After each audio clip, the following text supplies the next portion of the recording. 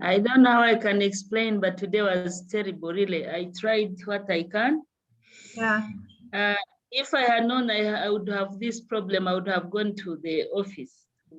Yeah, no problem at all. Right now, what Yes. do you feel? Do you have time tomorrow in the open microphone session? You said you're gonna check your schedule, right? Tomorrow is not good for me. What about the day after tomorrow?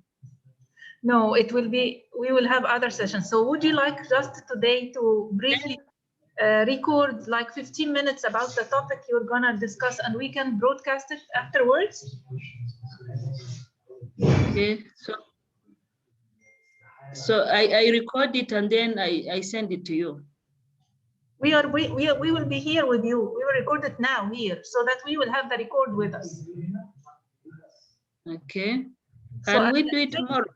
As if you're now lecturing, you know, as if you are currently in front of the audience, so that we will have the record here so that we can upload it to the platform directly. You know what I was thinking? If I can have like, how is your, let me see. Because I was thinking, because I need to have the paper with me this time around. As I told you, I didn't get time to do a printout. So whatever I would do would be out of, and I wanted to be. It's not on your screen. It's not on your hard disk. No, I have to check. Let me check and. Yeah, sure. Because you sent it to me, so you must have it. Yes, I can see it now. Yeah, exactly. So you can talk about it now, and we record it. We have the Zoom screen as if you're in front of the audience, and we can record it right now. Okay, I will let Ihab guide you technically so that you can start. Okay. Hello, doctor. Hello. Hello, you can start. So you say that? Okay, yeah, thank you so much. Yes, good evening, and let me start by thanking the organizers for inviting me to participate in the African Women Leadership Program for the second time. I've been requested to present on the topic Empowering Women for Sustainable Development Agenda. And I'll take you quickly through my presentation outline. The first part is about definition of concepts, introduction and background. Then the third one is why should we empower women for sustainable development agenda. Then the fourth part is on SDGs, specifically SDG 5, gender equality on targets. Then actions to empower women participation in SDGs.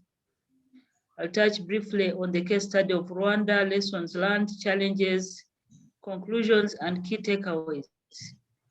Now, on the definition of concepts, there are various concepts about women empowerment, but based on my experience, I find this more revealing. Women empowerment can be defined as a process when women acquire the power to act freely, exercise their rights, and fulfill their potential as full members of the society. While empowerment often comes from within and individuals empower themselves, cultures, societies, institutions create conditions that facilitate or undermine the possibilities for empowerment. The other key concept is gender. We all know that gender is about social attributes. It's about social norms that are created as a result of socialization, where social constructed relations are defining the role of men and women, are defined, responsibilities assigned. And this is challenging because it affects the position of women in society, the right to access and control resources, as well as her participation in decision-making position. The other terminology is about gender equity.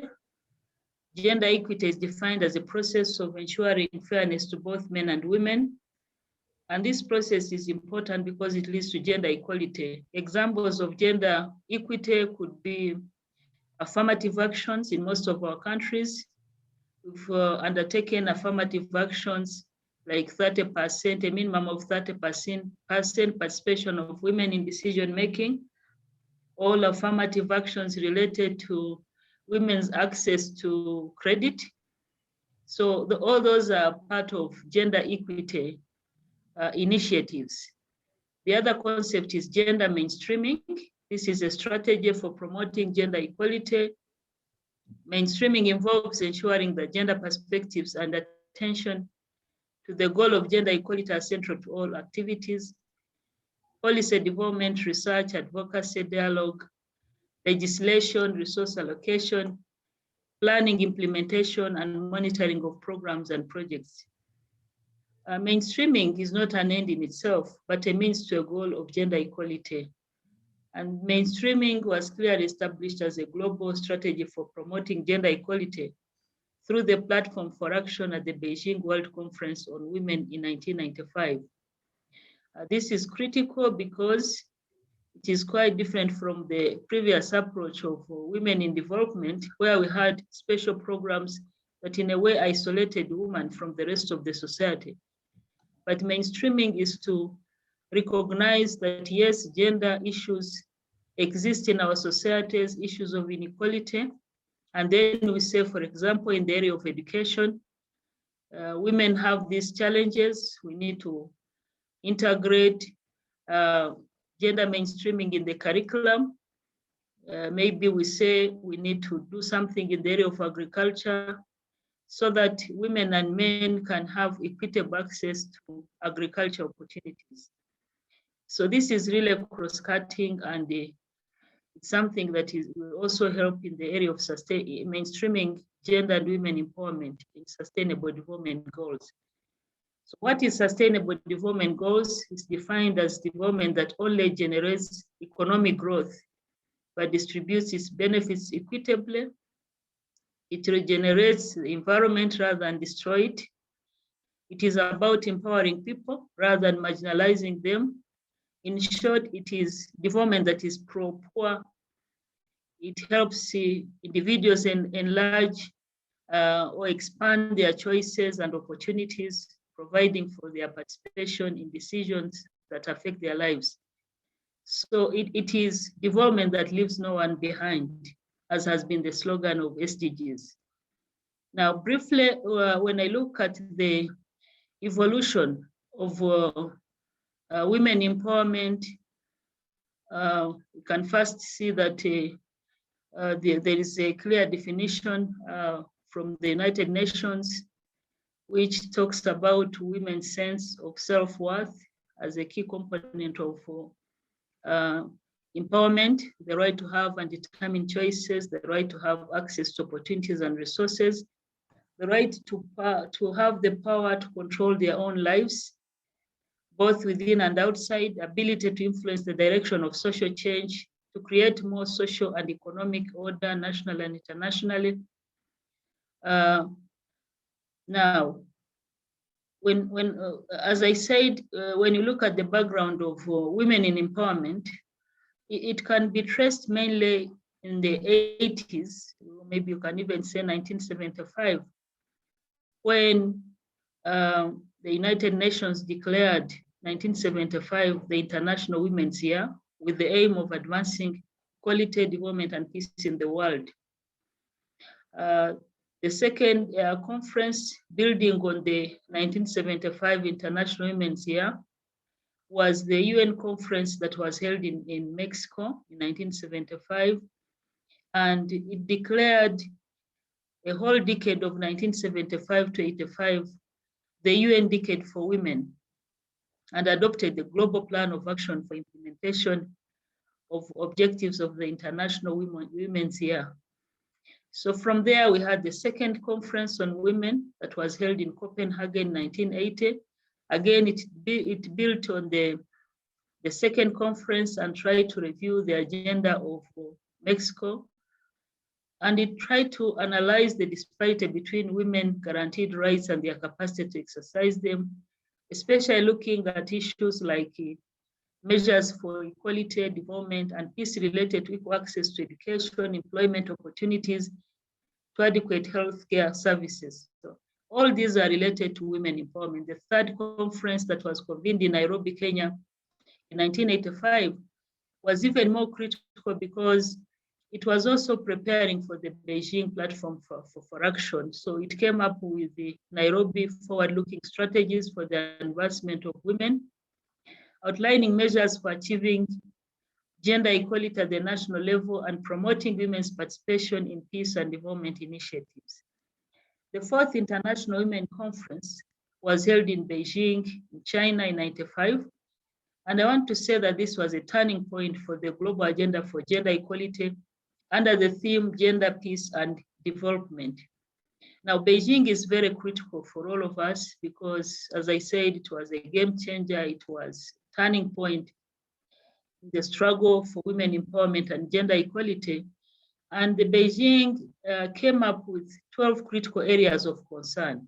Now, when you make analysis of the 12 critical areas of concern, they are all critical areas for women empowerment, but they also touch about the core gender relations between men and women. They challenge the strategic gender needs, like the issue of power relations, the patriarchal, but they also target what they call the practical gender needs of women, those needs that help women be able to fulfill their traditional roles of giving birth. Now, like when you look at women and poverty, this was one of the critical areas, education and training of women.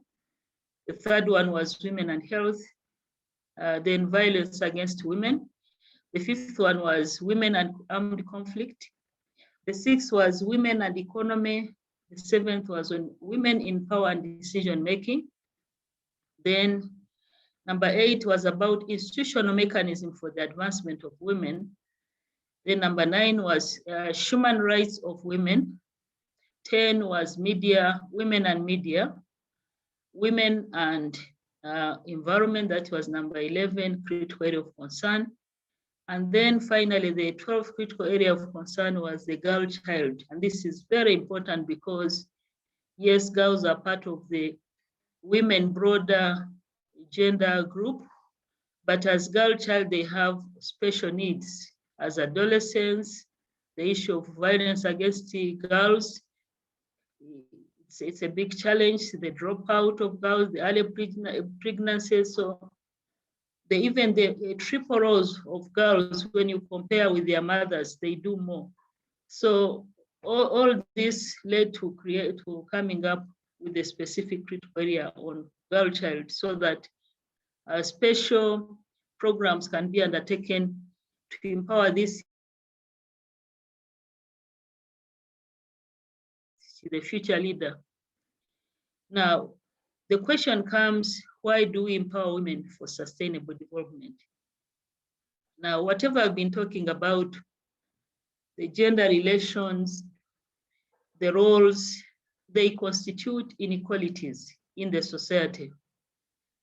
But first of all, gender equality and women empowerment are core development objectives, fundamental for realization of human rights and key to effective and sustainable development outcomes. So you can't talk about sustainable development when you leave out 50% of the world population who are women out of the development process. So that won't be development, and it cannot be sustainable when a group of important demographic group is left out. We also know that no society can develop sustainably without providing equitable opportunities, resources, and life prospects for males and females. The other one is that there are still many gaps. Although a lot of initiatives such as the Beijing Platform for Action have been talking about, the CEDAW, and other national commitments by governments, But over the past there's still substantial inequalities across all the sectors, especially in low-income and conflict-affected countries. 2/3 of the illiterate adults are women. Over 3/4 of the starving people are women and their dependent children. According to the UN Women, 49 countries still lack laws protecting women from domestic violence, while 39 hinder equal inheritance rights for daughters and sons.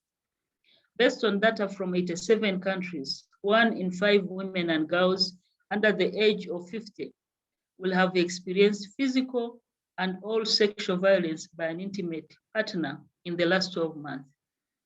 And this has even worsened during this period of COVID-19, when some men and male stay at home most of the time with their spouses and the young girls. So some of them have resorted to physical violence, so because of frustration of staying at home and probably attending to roles that are not expected to be male roles.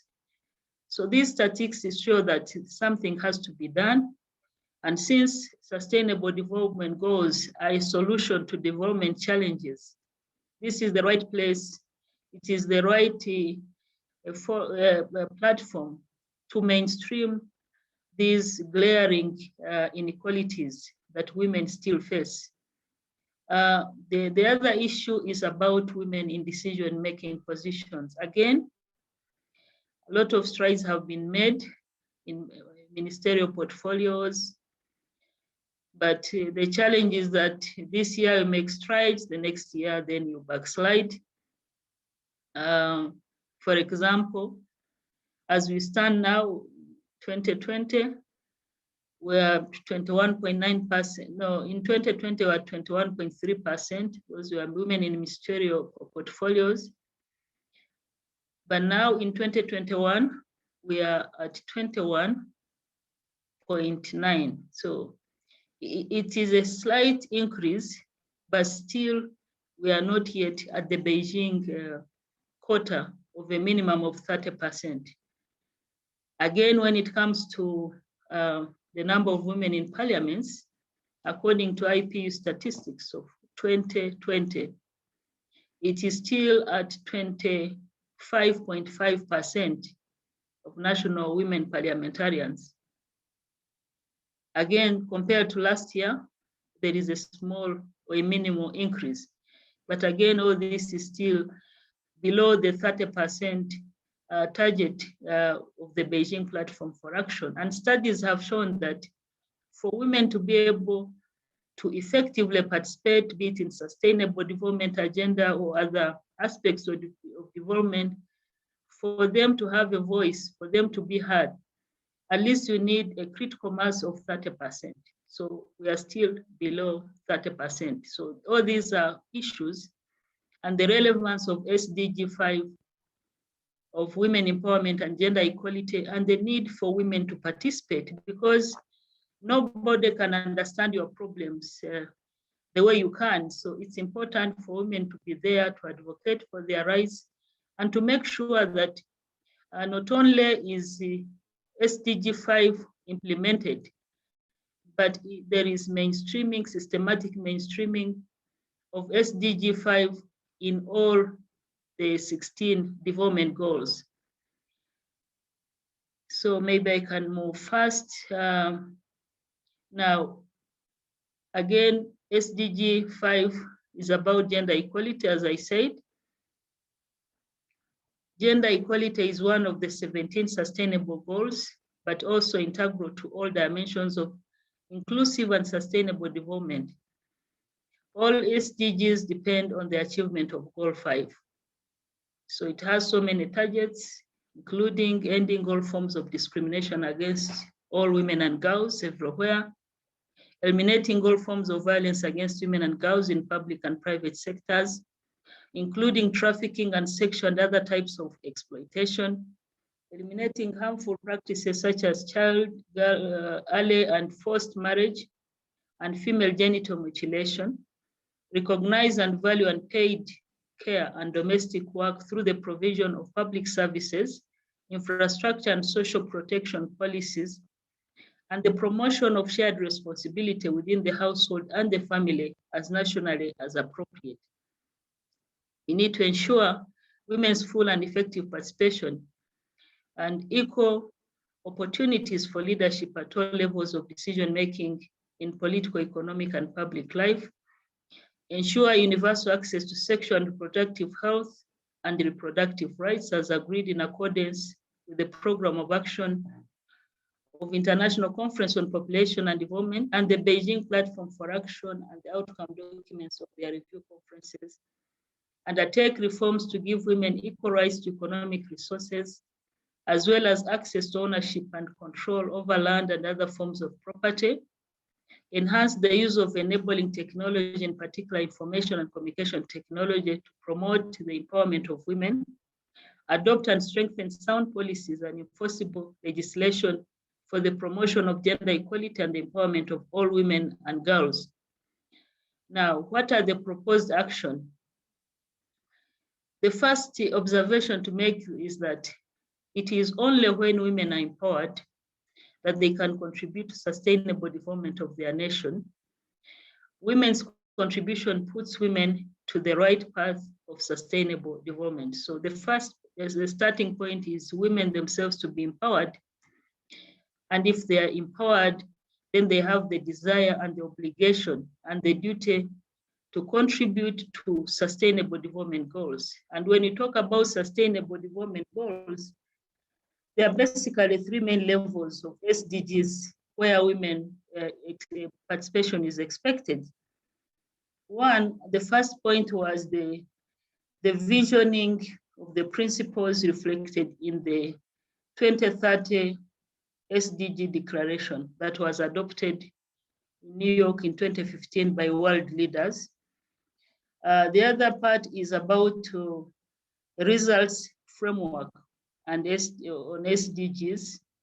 So indicators, they came up with indicators on every SDG and the expected results of every indicator, but also some frameworks on how these indicators can be tracked.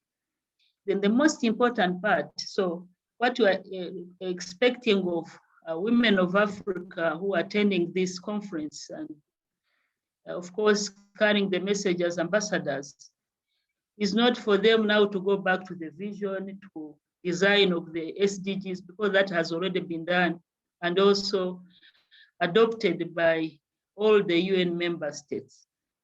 What they're expected of is not to design indicators or to come up with some results framework. It's all set. The most important part is the implementation of the 17 SDGs. And that can be done only at the national level, local and national level.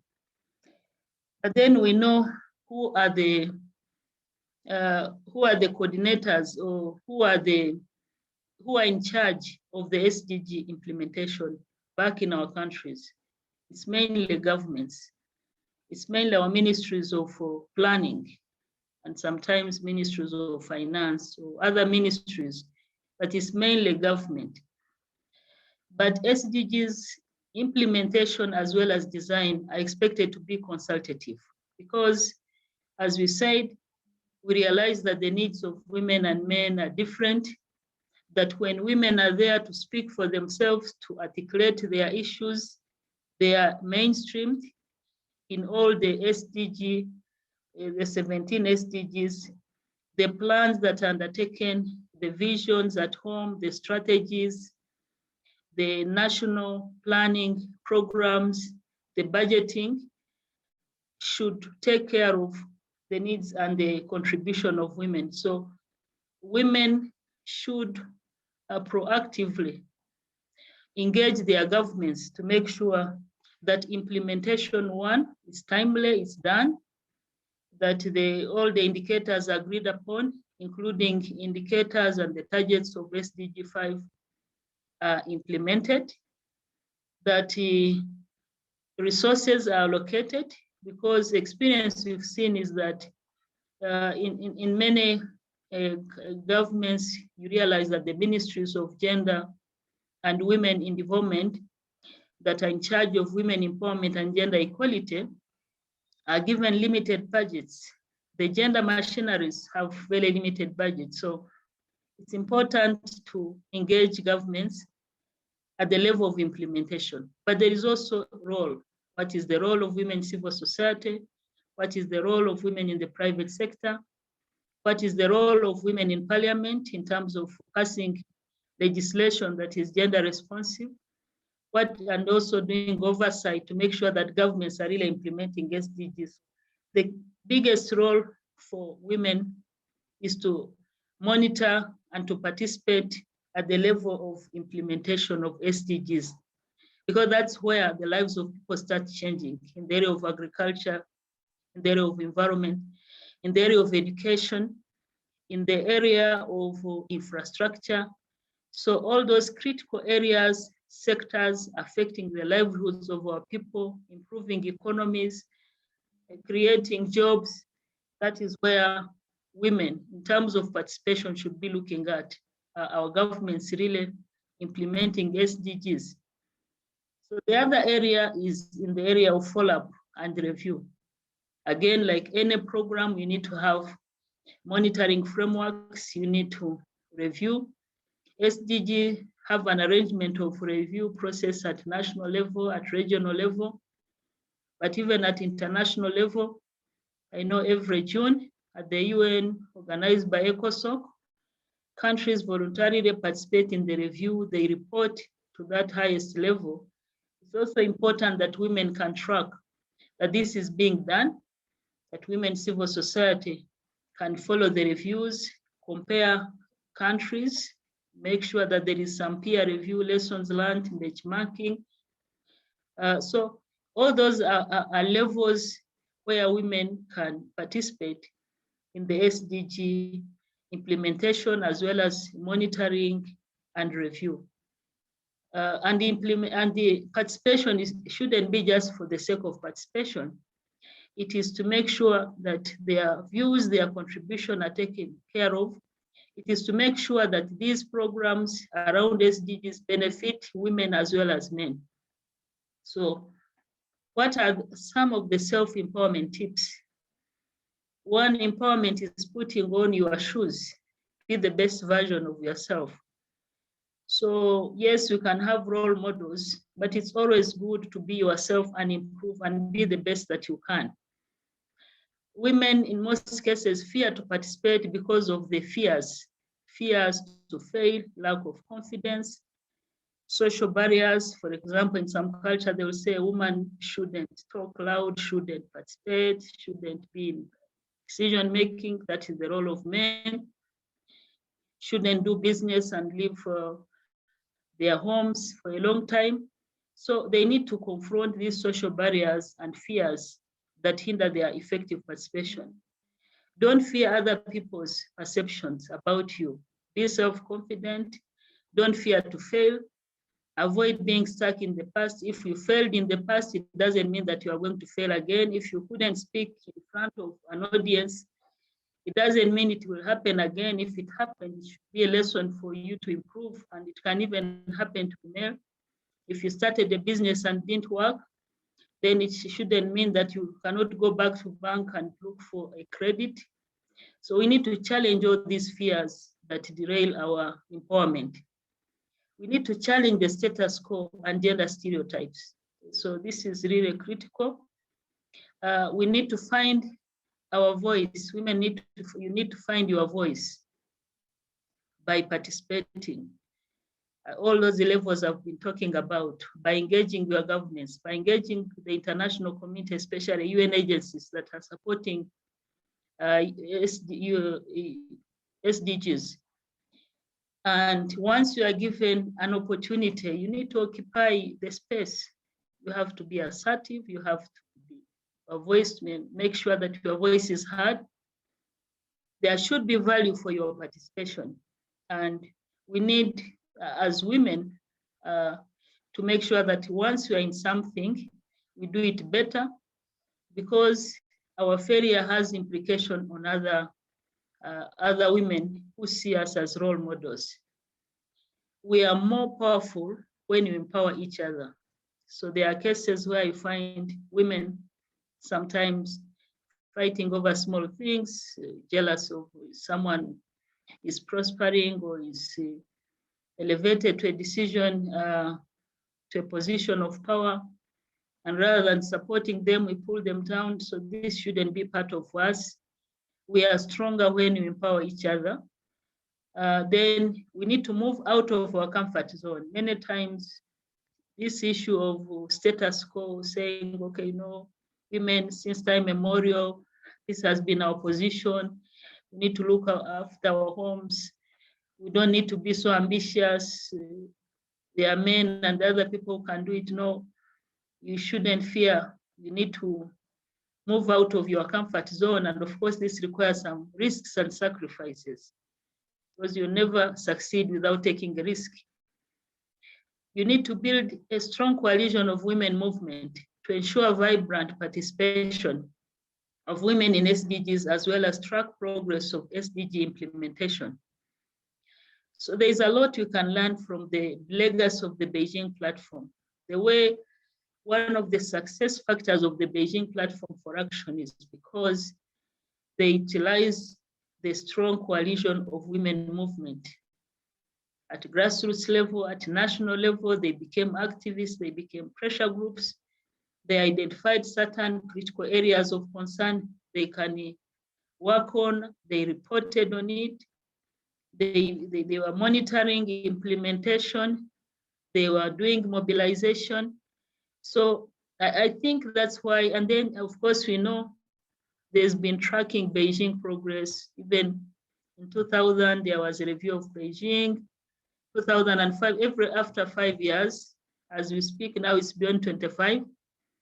There's a lot of progress, but there are still challenges. So I think the methodology, the strategy we took for Beijing should be the same strategy that we take for the SDGs if we want to succeed. There's no need to reinvent the wheel, because if it worked for Beijing, and today we have so many countries doing well in many critical areas of concern, in education, in like universal health, universal education in most of African countries. They're doing very well, girls and boys are attending. The problem comes mainly at tertiary and the secondary and tertiary levels. So all those are some of the lessons you can pick from the Beijing, the decision-making position. Many countries in parliament, as we said, although there are still challenges, but in Africa, it's on an average of over 30% compared to other continents. So all these are some of the tips you can learn from the Beijing platform for action. The other area that we need to improve on as women and girls to be able to effectively participate in SDGs is information. Information is power. If you don't know how far the SDGs are, the level of execution, the number of indicators and the data around every SDG, the partners who are interested in that SDG, where your government have emphasized, whether it's mainstreamed it in your national vision, what is happening at the regional level, at the level of the African Union, what is the link between SDGs and the African Union Agenda 2063. We know even in AU Agenda, there is Aspiration 6 that also promotes women empowerment and gender equality. How can we seize that opportunity in AU Agenda and hold accountable leaders at that level? So all this is information that as women and girls, we need to be empowered with information about this SDGs evolution. Right now, we know that in many countries, there is this challenge of COVID-19. It has affected our economies, it's affected the way we do business. So we cannot expect that things are going to be the same for SDG implementation as if there were no COVID-19. There are recovery programs in countries to revive the economy. how do we ensure that although there's been this challenge, we don't lose out on SDG? And even if we don't lose out on the SDG, we don't miss the opportunity on SDG 5. So how do we ensure that we work with governments to align the economic recovery program to mitigate COVID and its impact with the SDG implementation, so that a country will not come up with an excuse and say, there was COVID-19 and we couldn't now implement SDGs. Or if we are to do it, why can't we also integrate? So this information is critical. We need to enhance women's capacity and leadership, participation, advocacy, negotiation, gender mainstreaming skills, SDG implementation, monitoring, reporting, and reviews. We need to advocate for mainstreaming of SDG 5 in healthcare programs, including those geared to mitigate COVID-19. There's need to demand accountability from governments and other powerful players to accelerate implementation of SDG 5 and ensure that women empowerment and gender equality is an integral part of all SDGs. There's need to enhance our advocacy to attain full gender parity, for women to occupy at least 50% of elected public offices at all levels, and half of managerial leadership positions in both public and private sector. We need to utilize the existing national, regional, and international gender women empowerment instruments and declarations such as the Beijing Platform for Action, CEDAW Maputo Protocol on Women, the Resolution 1325, then the regional economic communities, policies, laws, ESC, SADC, ECOWAS, COMESA, IGAD, ECAS. All these regional economic communities have got gender-sensitive policies at regional level, legislation at regional level that we can seize as an opportunity and encourage member states to comply with those regional policies and laws that help to expedite the implementation of SDGs. So all these are very important opportunities.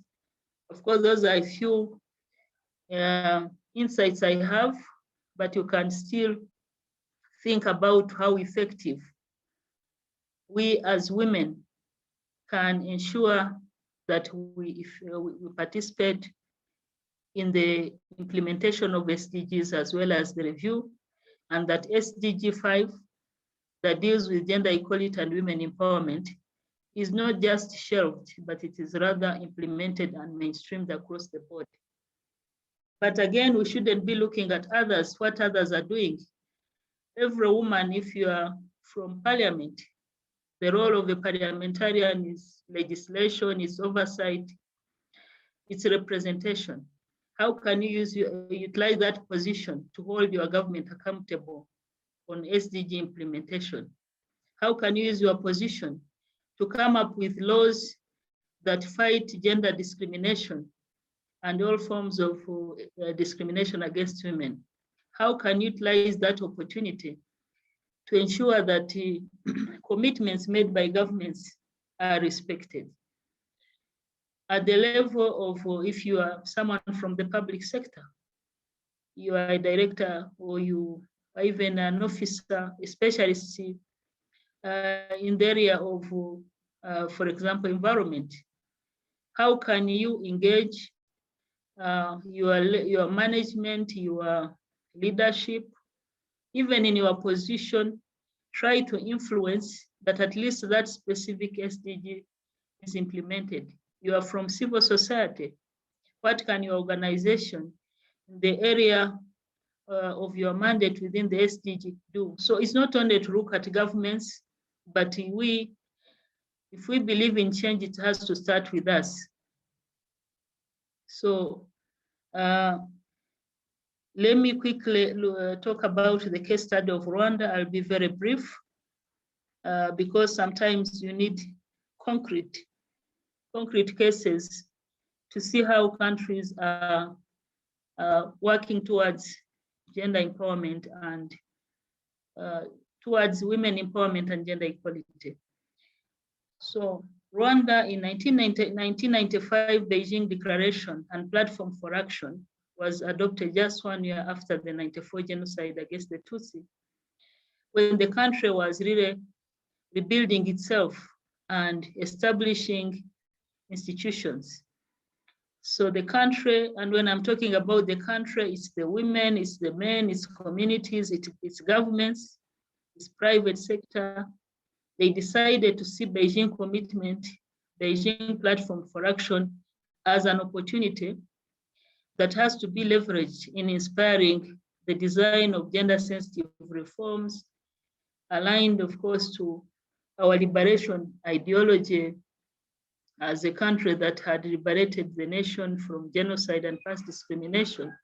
So there were some values we believed in, and we aligned all this with the Beijing, and that was the foundation for the Rwandan new governance model, a foundation or a governance that promotes inclusion, that promotes unity of all, including women, that promotes good governance values, including the value of participation of all levels of the population, women and girls, including accountability, holding governments accountable, holding private sector accountable on gender mainstreaming, holding local government accountable in the plans, in the commitments they have.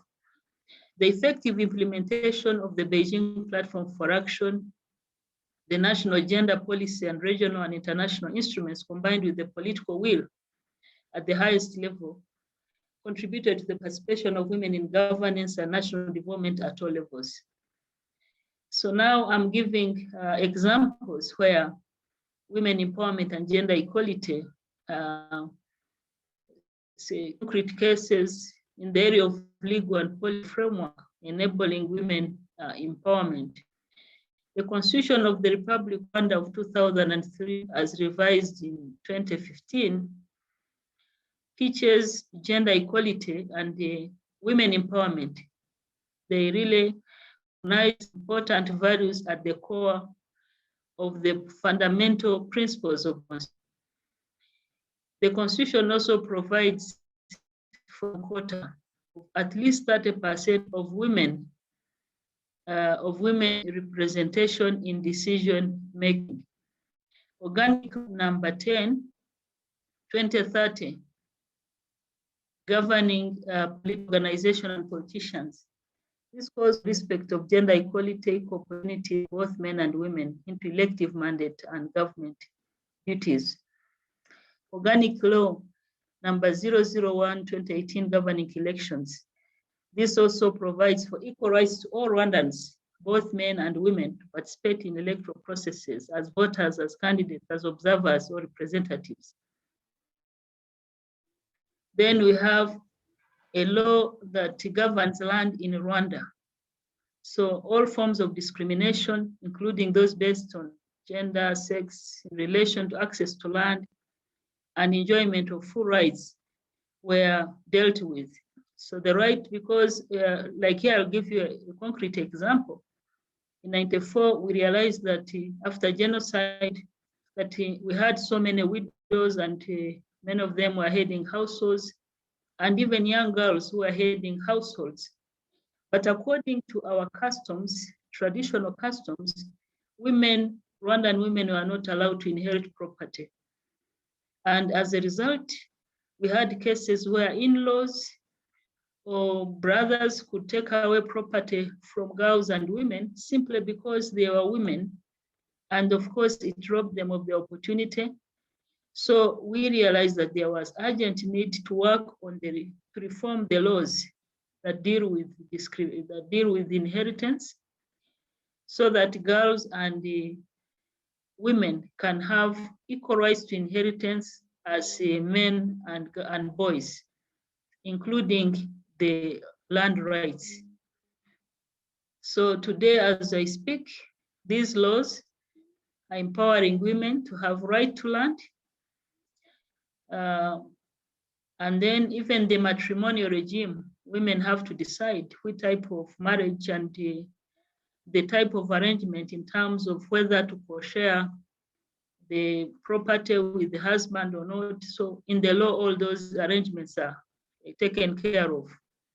And any transaction on land rights made by a family representative requires the consent of all registered right holders on the land title.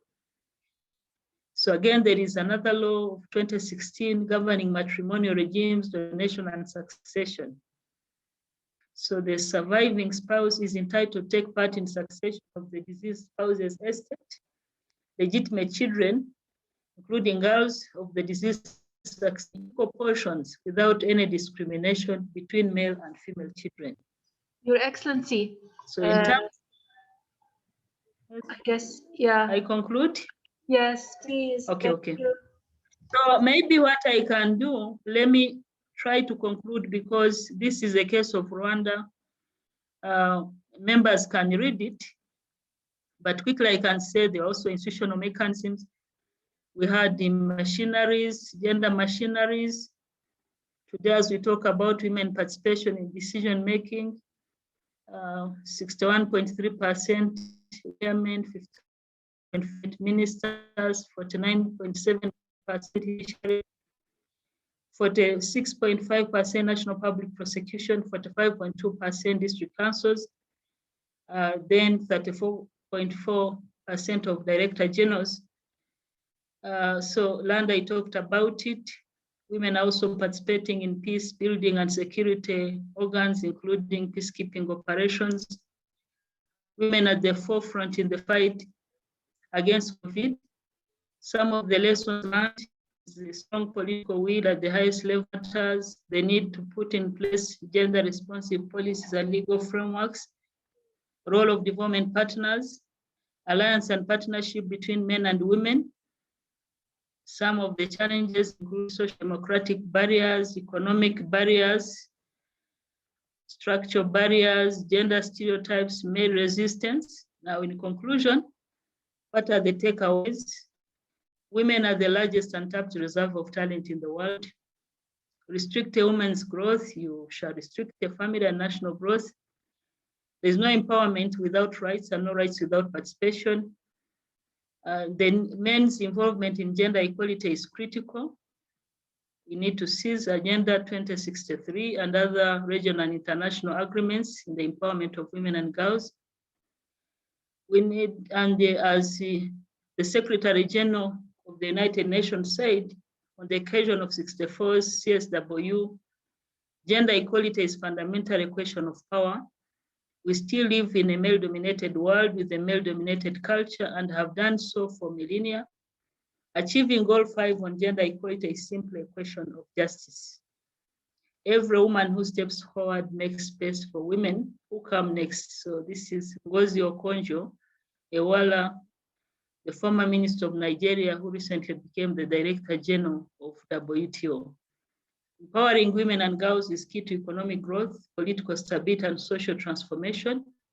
Women are an integral and vital component of the society and that of development. And for meaningful participation of women in SDGs, women must be empowered. As the adage goes, you cannot dance if you cannot stand. So finally, a quote from His Excellency, the President of Rwanda, who is also a global champion for he and she, that gender equality in every sector is not a favor, it is your right. It is the way it should be. The right to equality is not something that can be given or taken. There can be no progress without equal participation and opportunity for all. Each one has a role to ensure gender parity, and each one of us has a role to ensure gender disparity and exclusion has no place in our future. So, dear sisters and brothers, I want to thank you for your attention, and I look forward that whatever we've discussed here will be homework, is still conversation on how best we can empower women to effectively participate in SDGs, for they can never be sustainable development without effective participation of girls and women. Thank you. Thank you so much, Ambassador Fatuma. It has been a pleasure to have you with us in the African Women Leadership Program, the second edition, as you did before in the first edition. And we hope that we will have fruitful discussions about your contribution, your presentation today. And I will be sending you all the questions and comments from the participants tomorrow when they listen to your recorded session. Thank you so much. Thank you so much, and for your patience. Thank you so much. Thank you. Have a lovely day. Same to you. Thank you. Bye. Thank you. Bye. Bye. Thank you. Yes, thank you.